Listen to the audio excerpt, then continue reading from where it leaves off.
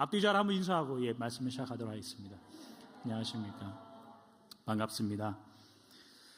신학교 그 수업 중에 설교 연습이라는 그런 이제 설교학을 배우는 시간이 있습니다. 보통 한 학기에서 1년 정도는 배우는데 어떠한 이제 신학생 아이가 그 설교 수업 시간에 설교를 준비해서 이제 설교를 합니다. 이제 앞에 올라가고 학생들 앞에서, 선생님들 앞에서, 교수님 앞에서 하는 거죠. 이 친구가 올라가더니 너무 당황한 나머지 본인이 준비해온 설교가 기억나지 않습니다. 이제 학생들과 선생님 앞에서 이런 말을 하죠. 여러분, 제가 무슨 이야기를 할지 혹시 아십니까? 이 본문을 가지고. 학생과 선생님이 모릅니다. 이렇게 대답을 했죠. 여러분들이 모르는 걸 저라도 알겠습니까? 하고 이제 그냥 내려갔습니다. 선생님이 볼 때, 요놈 봐라. 너 이 녀석 다음 주에 한 번 더 해라. 이제 그렇게 됐죠. 다음 주 이제 똑같은 시간에 와서 다시 올라갑니다. 여러분들 제가 이 본문 가지고 무슨 설교할지 아십니까? 이제 앉아있는 학생들이 지난주에 모른다고 했으니까 이번에는 네, 압니다. 그랬죠. 여러분들이 아는 걸 제가 굳이 할 말이 있겠습니까? 그러고 이제 내려갔어요. 선생님 볼 때, 요놈 봐라. 이제 너 이 녀석 다음 주에 한 번 더 해. 이제 그렇게 되죠. 다음 주가 이제 돌아와서 학생이 다시 한번 올라갑니다. 여러분, 제가 이 본문 가지고 무슨 이야기를 할지 감이 잡히십니까?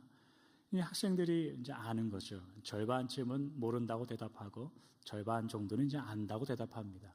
그러니까 이 친구가 이제 하는 이야기가, 그러면 아시는 분들이 옆에 모르는 분들한테 한번 말씀해 주시고요. 저는 내려가겠습니다. 이제 그렇게 내려가요. 이제 이 우스갯소리가 그 학교의 전도표가 됩니다. 이게 뭐냐면, 먼저 앉아가 모르는 자에게 가서 전해라. 이제 그 전도표가 돼요. 그 학교에. 저희가 올 한 해 동안에 우리가 다 이 일의 증인이로다라는 교회 표어를 가지고 한 해를 지내왔습니다. 이제 2015년도 마지막 주를 가져왔습니다. 증인이 된다는 게 무슨 뜻인가? 우리가 1월 첫 주에 나눠봤었죠. 증명이 된다는 뜻이었습니다. 증명이 된다는 뜻은 숨길 수 없고 감춰질 수 없다는 뜻입니다. 저 사람을 보면 하나님의 사랑이 보인다. 저 사람을 보면 믿는 게 뭔가를 볼 수 있다는 겁니다. 그게 증명이 된다는 소리고 그것이 증인으로서 산다는 겁니다. 올해 초에 저희가 1월 첫 주에 사도행전 2장 32절에 있는 말씀으로 증인이 무엇인가에 대해서 살펴봤고, 저희가 이제 마지막 주일을 맞이하여서 오늘 본문 사도행전 3장 15절에 나와 있는 우리가 이 일의 증인이다 라는 본문으로 다시 한번 저희가 마지막으로 살펴보려고 합니다. 이 사도행전 3장의 시작의 내용은 이 베드로와 사도 요한이 그 성전에 올라갑니다. 그러자 그 성전 미문, 아름다운 문이란 뜻이에요. 미문에 있는 앉은뱅이를 고치는 사건으로 이제 3장이 시작됩니다. 우리가 잘 아는 유명한 구절 3장 6절, 은과 금은 내게 없지만 내게 있는 것으로 너에게 주노니 나사렛 예수의 이름으로 일어나 걸어라 라고 해서 그 앉은뱅이를 일으켜주는 내용이 이 사도행전 3장에 있는 내용입니다. 이 본문을 가지고 새벽 예배 시간에 정재호 전사님이 그 말씀을 전했던 아주 인상적인 문구가 있는데, 요즘은 교회가 하도 능력이 없다 보니까 차라리 은과 금을 주머니에 갖고 다니다가 하나님의 은혜와 능력이 필요할 때가 있으면 내게 하나님의 능력은 없으니 이 은과 금이라도 가지고 가시오라고 주는 그런 게 편한 시대가 되지 않는가, 이제 아주 격하게 동의하는 바이죠. 아무튼 여하튼 이 베드로와 요한이 이 앉은뱅이를 고칩니다. 그러니까 이 사건 때문에 그 일대의 모든 유대인들에게 난리가 난 거죠. 그래서 이제 오늘 본문 11절에 있는 말씀처럼 유대인들이 솔로몬의 행각이라고 불리는 그 행각에 다 모입니다. 그냥 모인 게 아니라 12절의 말씀처럼 분명히 베드로와 요한에게는 우리가 보지 못하는 하나님의 능력이 있다. 능력이 충만하다. 우리가 별달리 이 사람들을 생각해야 된다라고 해서 모인 겁니다. 거기에 대해서 베드로와 요한이 여러분 그렇게 생각하시면 안 됩니다. 그렇게 생각하시면 안 됩니다. 우리는 여러분들과 같은 사람입니다라고 설교하시는 게 오늘의 본문의 내용입니다. 13절부터 나오는 이 베드로의 이 설교의 주된 내용은 뭐냐면, 하나님께서 예수님을 영화롭게 하셔서 십자가를 지시기 위하여 이 땅에 보내셨는데 당신들이 빌라도에게 넘겼다, 이 말입니다.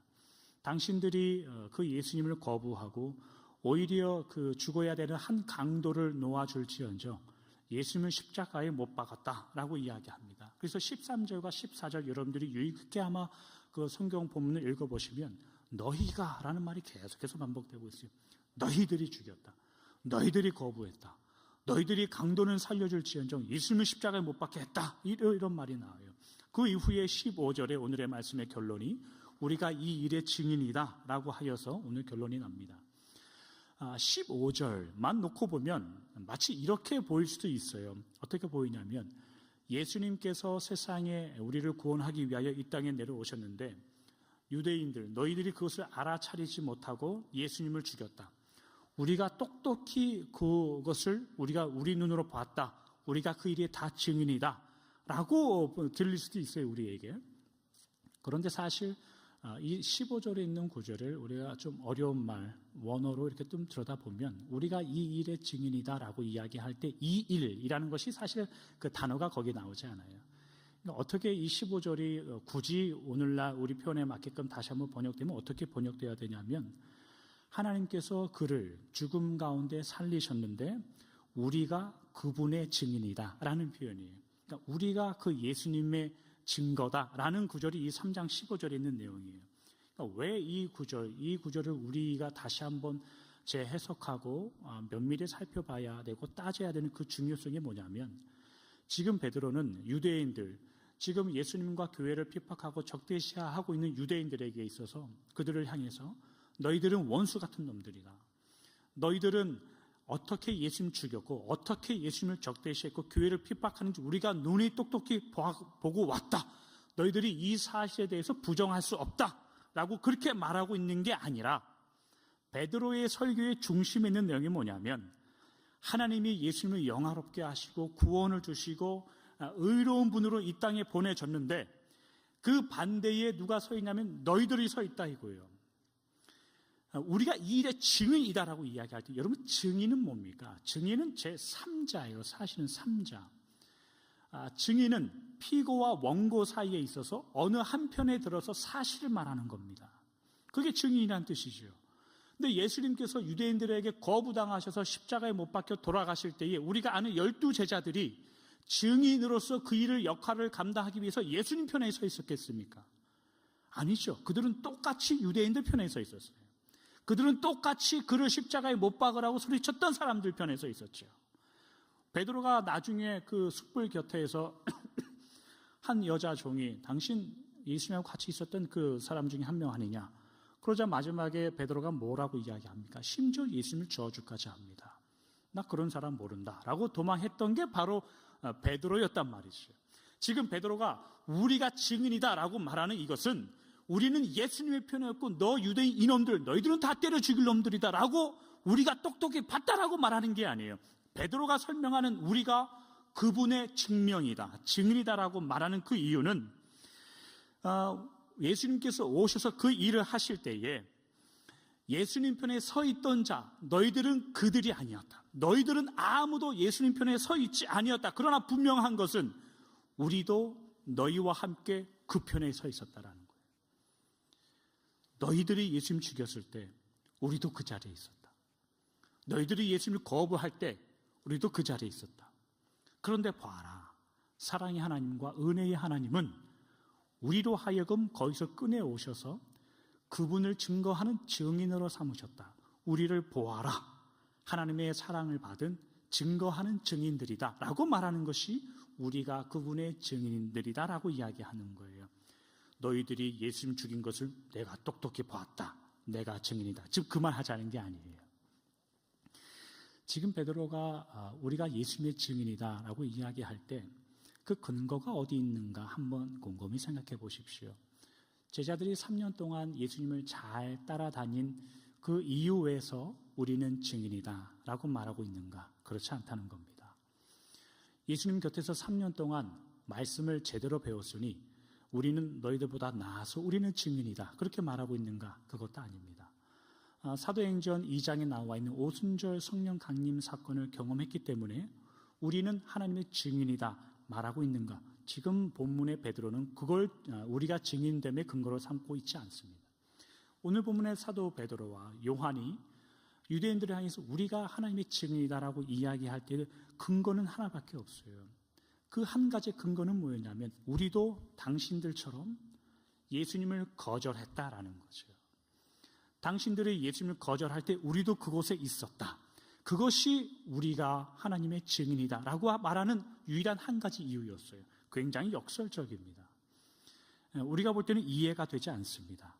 아니 어떻게 하나님을 거절한 그 이유가, 어떻게 예수님을 핍박했을 때 거기에 동참했었던 그 이유가 예수님의 말씀을 증언하는, 대언하는 증인으로서의 그 근거가 될 수 있는가? 성경이 우리에게 말하는 우리가 이해할 수 없는 것 중에 한 가지입니다.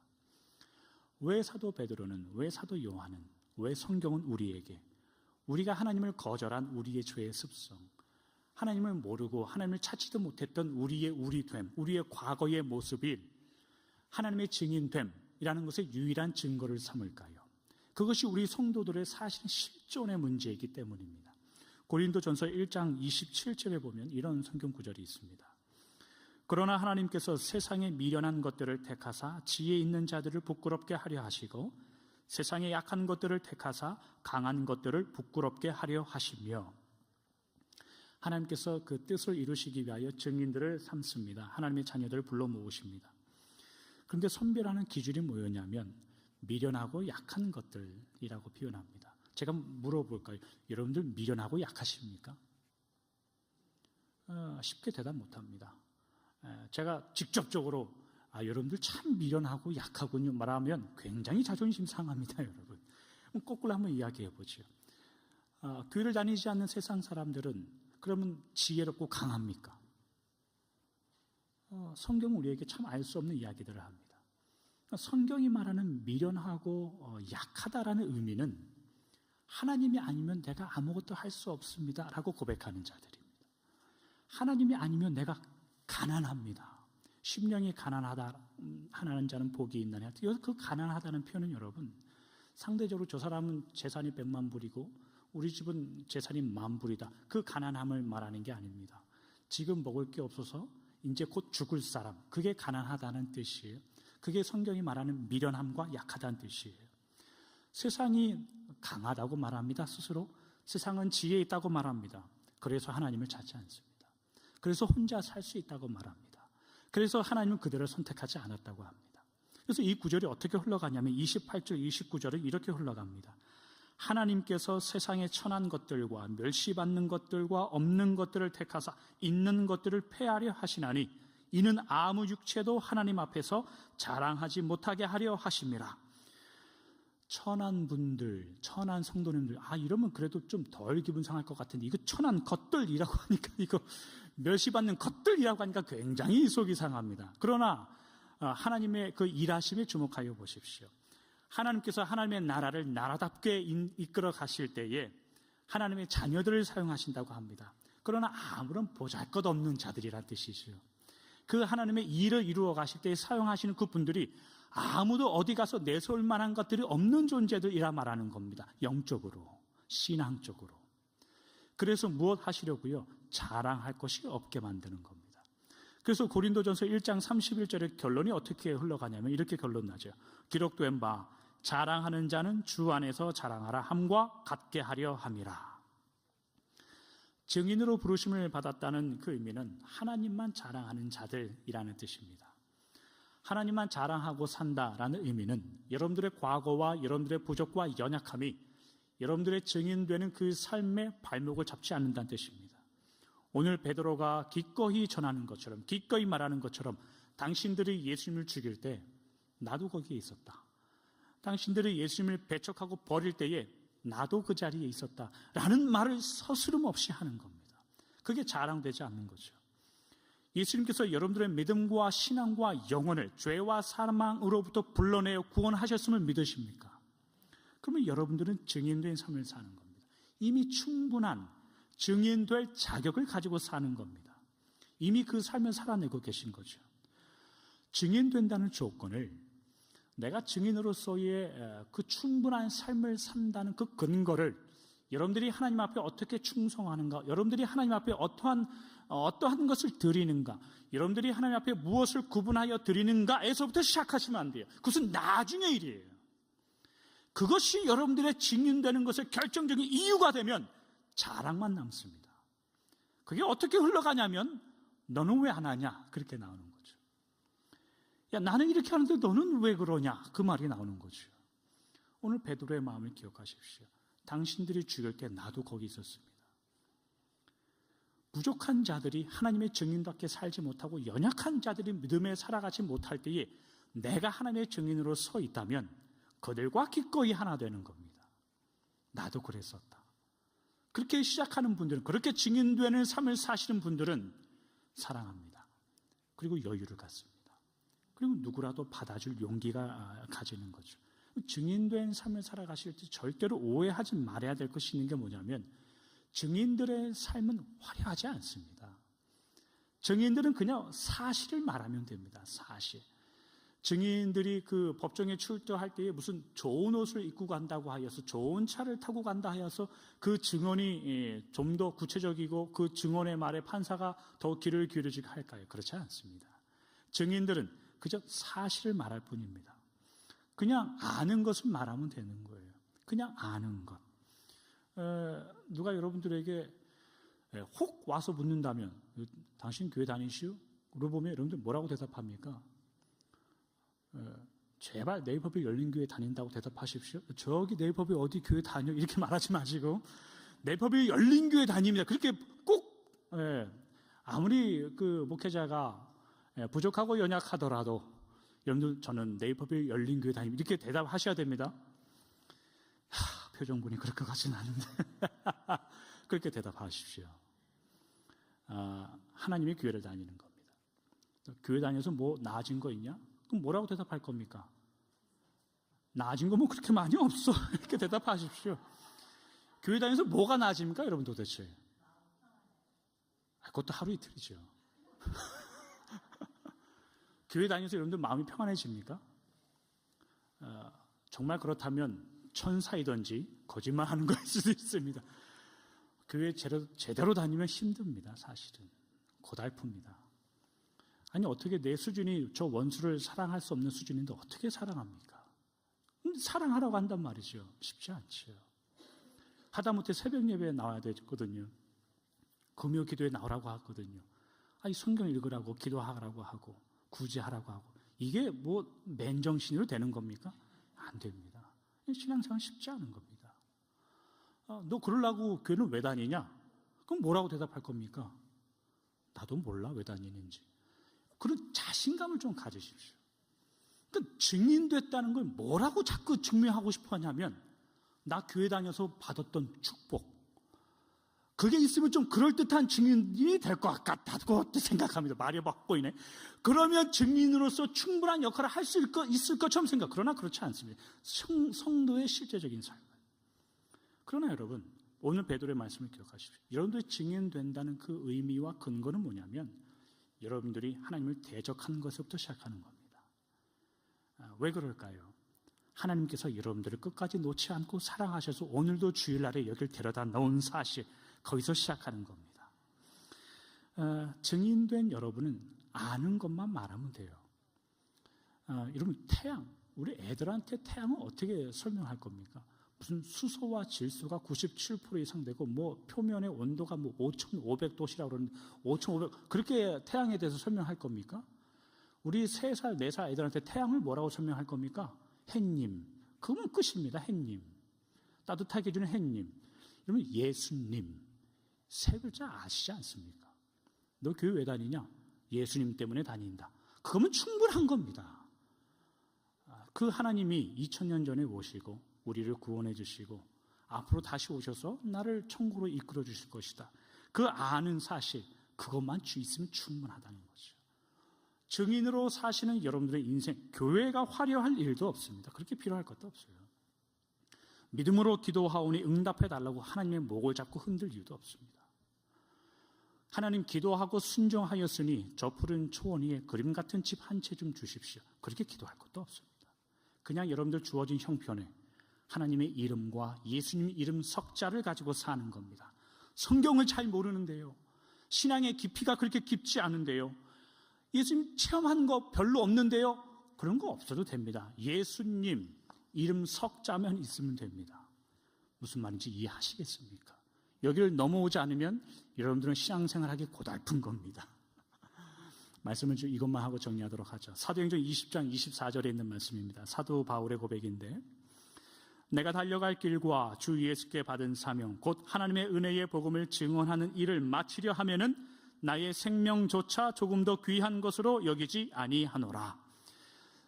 사도 바울이 그 로마에까지 복음을 전하기 위해서 마음을 정하죠. 그래서 지금 이제 예루살렘으로 돌아가야 되는 이 순간에 있는데, 에베소 교회에 있는 모든 장로들을 불러다가 이제 마지막 고별 인사하는 그 내용 중에 있는 고백입니다. 로마까지 복음을 전해야 되는데 예루살렘에 돌아갈 수가 없습니다. 왜냐하면 예루살렘에는 사도 바울이 돌아오기만을 기다리고 있는 유대인들이 있습니다. 돌아오면 잡아다가 족쳐서 죽이려고 하는 유대인들이 거기에 있습니다. 여러분들 같으면 지혜로움으로 가지 않겠습니까? 무식해서 미련해서 거길 들어가겠습니까? 사도 바울은 아주 미련해서 거기 돌아가는 것을 결정합니다. 그러고서 하는 말이 뭐냐면, 내가 달려갈 길이 이 길 아니겠는가? 내가 복음을 전하는 이 길이 아니겠는가? 그렇게 생각하는 겁니다. 사도 바울이니까 이런 고백하는 겁니다. 여러분들은 절대로 이런 고백하지 마십시오. 여러분들 생명을 먼저 보호하십시오. 여러분들 목숨을 먼저 보호하십시오. 오래오래 사십시오. 그래서 신앙이 깊어지십시오. 순교는 아무나 하는 거 아닙니다. 순교는 순교할 수 있는 분들이 하는 거예요. 제가 아는 열린교회 성도님 순교하실 분 없어요. 그러니까 열심히 목숨 구걸하며 오래오래 사십시오. 신앙이 깊어지십시오. 바울의 신앙은 대단합니다. 그가 처음에 주님을 만났던 그 장면을 기억합니다. 다메섹 도상으로 가는 길에 교회를 잡아 죽이고 성도들을 잡아 옥에다 들여보내고, 이러한 모든 일들 속에 주님이 느닷없이 사도 바울을 찾아온 겁니다. 사도 바울이 주님을 찾고 주님을 간구하고 증인으로 살겠습니다 결단해서 예수님 찾아왔을까요? 그렇지 않았습니다. 하나님을 믿는 교회와 자녀들을 핍박하고 죽이러 가는 길에 예수님이 찾아온 겁니다. 예수님의 은혜는 그렇게 찾아오는 겁니다. 하나님의 은혜는 우리가 미처 준비하지 못할 때 찾아오는 겁니다. 그래서 우리로 하여금 자랑할 것이 없게끔 만들죠. 그래서 우리로 하여금 주 앞에 아무것도 말할 것이 없게 만듭니다. 누구만 의지하게요? 주님만 의지하도록, 하나님만 의지하도록 그렇게 만드는 겁니다. 증인이 된다는 삶은 여러분, 지식으로 누군가를 설득해서 증인된 삶을 사는 게 아닙니다. 그저 아는 것을 전하고 아는 것을 말하고 사는 겁니다. 무엇을 아는 것을요? 내가 주님을 찾지 못했을 때, 내가 주님을 알지 못했을 때 주님이 나를 만나셨다라는 것이요. 그것을 그저 고백하며 사는 겁니다.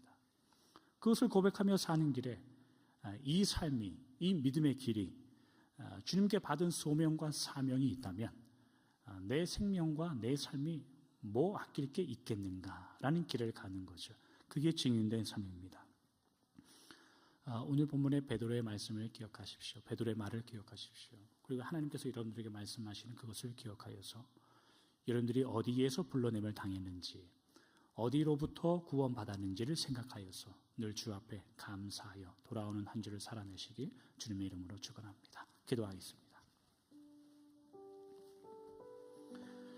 하나님 감사합니다. 2015년도 마지막 주일을 보냅니다.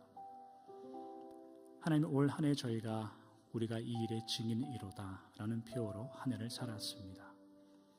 증인이 된다는 것은 내가 가진 것을 드러내거나 내가 알고 있는 지식을 말하거나 내가 알고 있는 체험의 깊이와 자랑할 만한 것, 그럴듯한 것을 증거하며 사는 것이 아닙니다.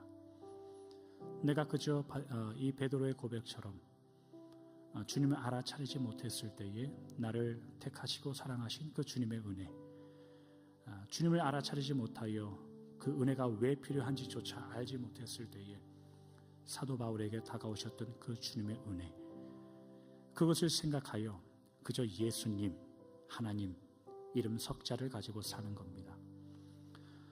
말씀에 대한 지식이 더 깊어질 이유도 없습니다.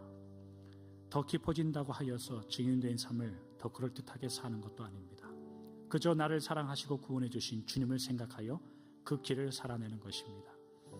신앙의 체험이 점점 많아진다고 하여서 증인으로 더 그럴듯하게 사는 것도 아닙니다. 그저 있는 모습 그대로, 넘어진 곳에서 약한 모습 그대로 주님을 의지하여 예수님 이름 석자로 사는 겁니다. 하나님, 2015년도를 지금껏 살게 하시니 감사합니다.